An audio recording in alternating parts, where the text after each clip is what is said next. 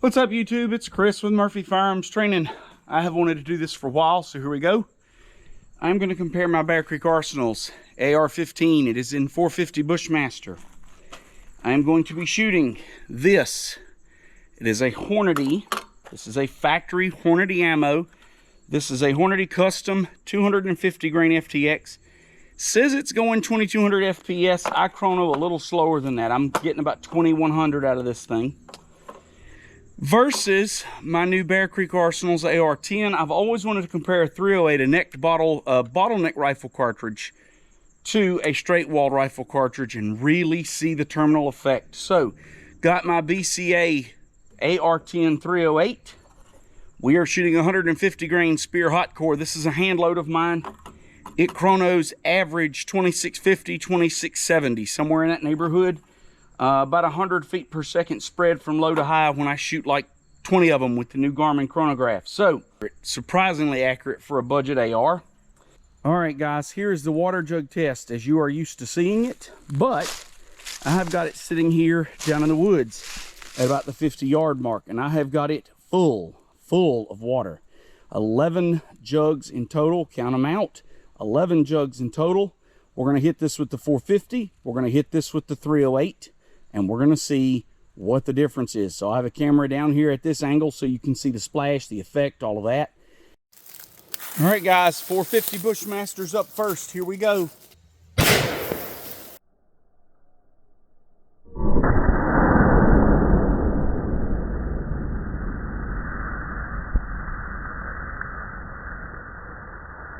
Wow. Well, the first thing I know is I split my sled open.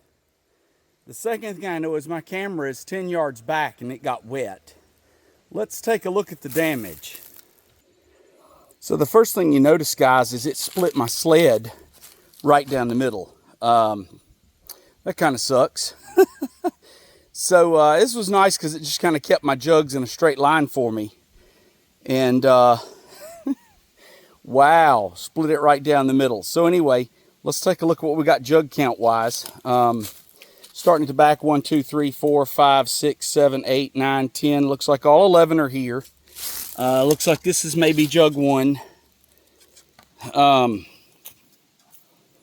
idea where the bullet hit.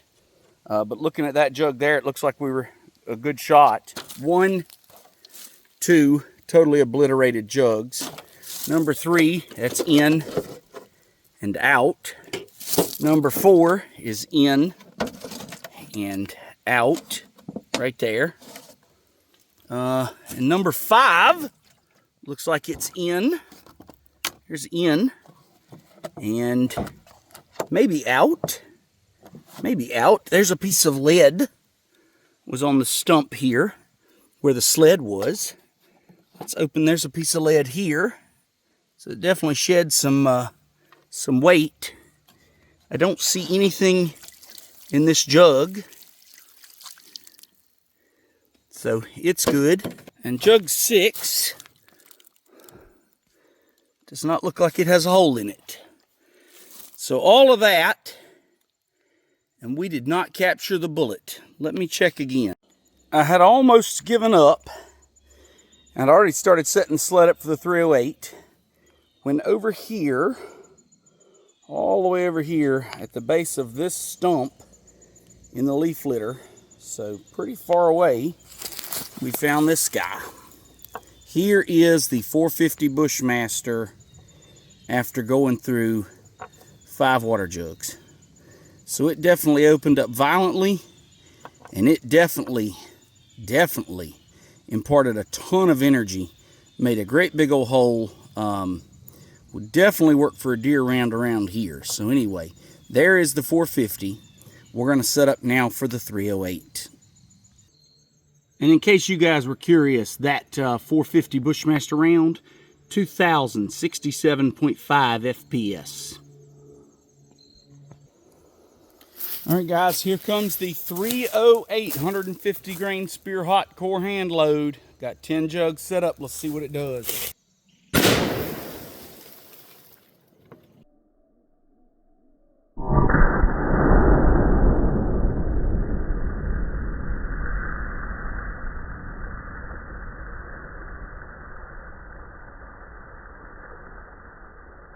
In case you're curious, that was 2652 FPS, 2652.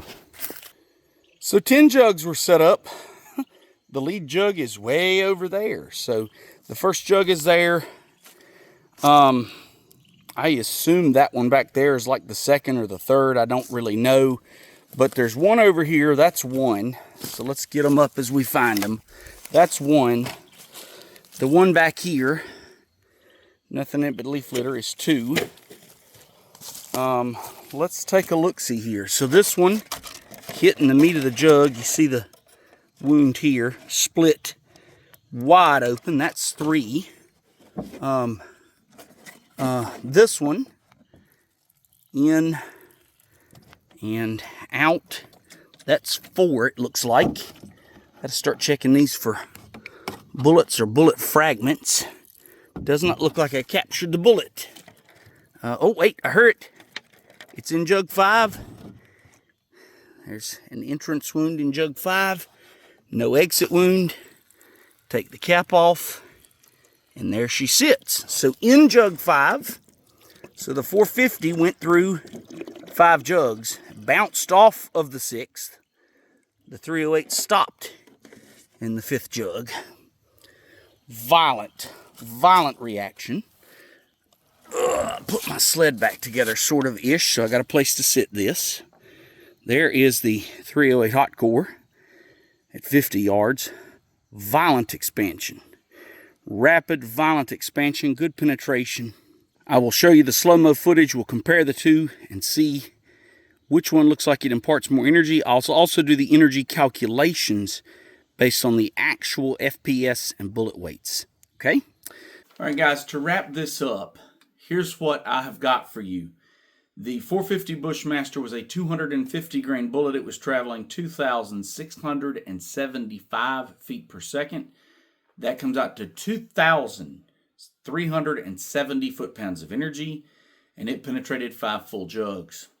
The 308 was a 150 grain bullet. It was traveling 2,652 feet per second, which is 2,340 foot-pounds. So 30 foot-pounds of energy difference between the two. So pretty much the same amount of energy. It penetrated 4 full jugs and stopped in the 5th. So the 450 penetrated a little deeper. However, I think the 308 has a little more splash. It's a little more hydraulic effect in the slow-mo. So I have got these two overlaid. So at the end of the video, you're going to have the 308 is going to be on top and the 450 is going to be on bottom. And it's the slow-mo overlaid for you to see the two side by side. So 308 on top, 450 on bottom. I am going to go with the 308 for hunting because the deer in my area aren't big enough that extra penetration matters, and the 308 is considerably more accurate at 100 yards than the 450. So for me, an accurate shot, pretty much the same amount of energy, 308 is going to do a better job for me. So anyway, that's our wrap-up, guys. Hang around and watch that slow-mo footage. Thank you for watching. Please like and subscribe, and I appreciate your support.